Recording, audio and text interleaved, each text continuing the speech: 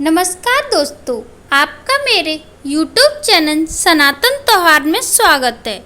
आज मैं आपको महालक्ष्मी की व्रत कथा सुनाने जा रही हूँ।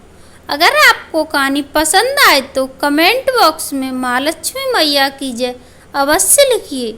साथ ही आप मेरे चैनल पर नए हैं तो सब्सक्राइब कीजिए और बेल आइकन पर क्लिक जरूर कीजिए, जिससे मेरी वीडियो के नोटिफिकेशन आपको मिलती रहे।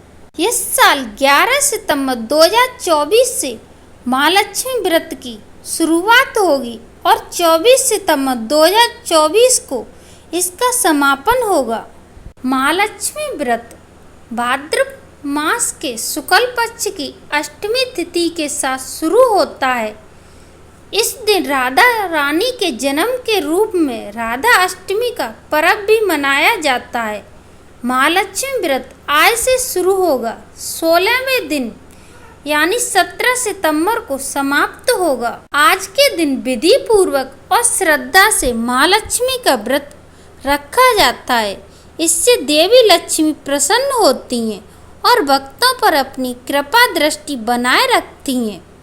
पूजा अर्चना के साथ ही इस दिन महालक्ष्मी व्रत की कथा का पाठ करना भी जरूरी है। बहुत समय पहले की बात है, एक गांव में जिसमें एक गरीब परिवार ब्राह्मण रहता था। वह भगवान विष्णु का परम भक्त था।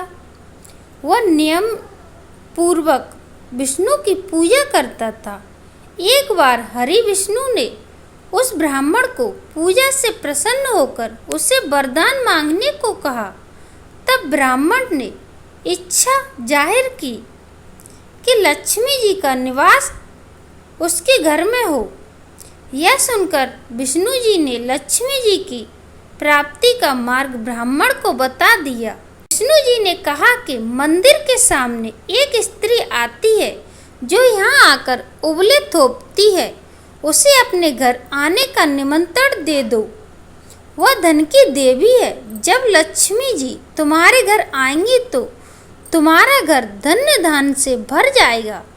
इतना कहकर विष्णु जी ध्यान मगन हो गए।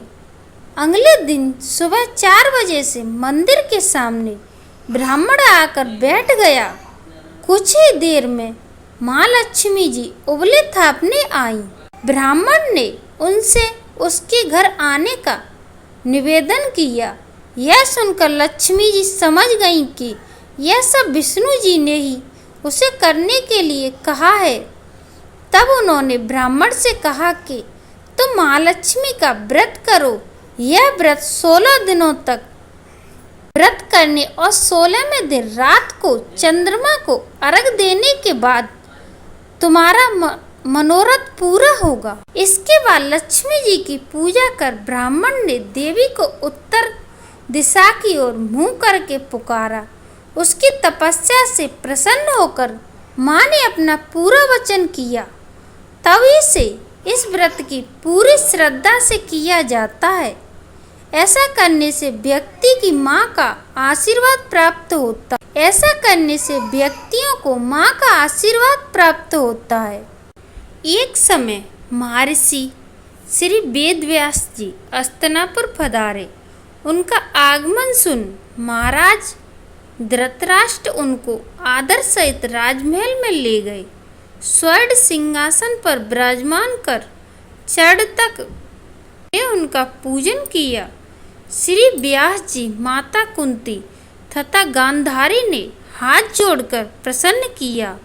हे महामुनि, आप त्रिकालदर्शी हैं, अतः आपसे हमारी प्रार्थना है कि आप हमको कोई ऐसा सरल व्रत तथा पूजन बताइए जिससे हमारा राज्य लक्ष्मी सुख समृद्धि पुत्र पुत्रोदि व परिवार सुखी रहे।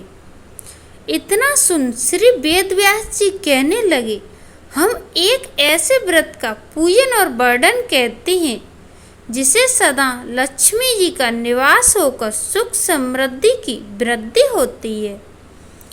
यह श्री महालक्ष्मी का व्रत है जिसे प्रतिवर्ष भादव कृष्ण अष्टमी की विधि व्रत किया जाता है। हे महामुनि, इस व्रत की विधि हमें विस्तार पूर्वक बताने की कृपा करें। तब व्यास जी बोले, हे देवी, यह व्रत भाद्रपद शुक्ल अष्टमी से प्रारंभ किया जाता है। इस दिन स्नान करके 16 सूत के धागों का डोरा बनाएं, उसमें 16 गांठ लगाएं, हल्दी से पीला करें, प्रतिदिन 16 दूब और 16 गेहूं को चढ़ाएं। क्वार कृष्ण अष्टमी के दिन उपवास रखकर मिट्टी के हाथी पर श्री महालक्ष्मी की प्रतिमा स्थापित कर विधि पूर्वक पूजन करें।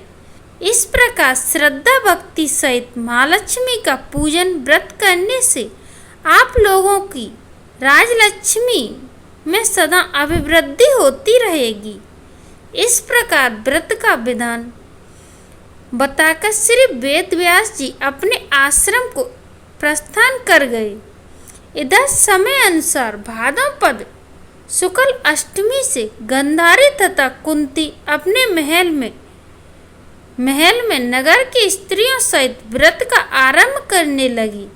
इस प्रकार 15 दिन बीत गए। 16वें दिन अश्विन कृष्ण अष्टमी के दिन गांधारी ने नगर की सभी श्रेष्ठ महिलाओं को पूजन के लिए अपने महल में बुला लिया।